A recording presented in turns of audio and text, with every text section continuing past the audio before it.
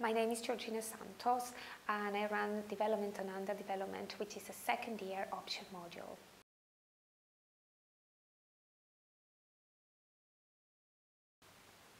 The aim of the module is to get students to critically think about what development is, what hinders it, and what policies can be put in place to help human development and economic development.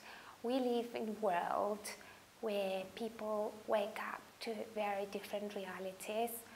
Some people wake up in a house with central heating, running water, plenty of food, and they have a job to go to. And at the same time, many other people wake up to a different reality. They wake up either in a very poor area, in rural areas in Asia, Africa, Latin America, or in shanty towns.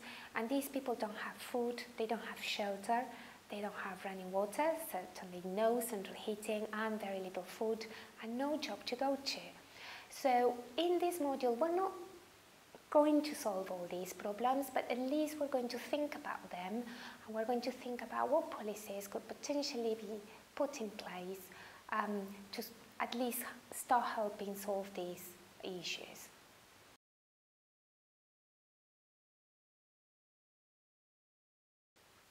On this module, students will gain knowledge and understanding of the differences between the concepts of economic growth, economic development and human development, and the different measures and indicators that have been proposed. We will also look at the differences between developing countries today and countries which today we consider developed, but they were in their developing stages 100 or 150 years ago.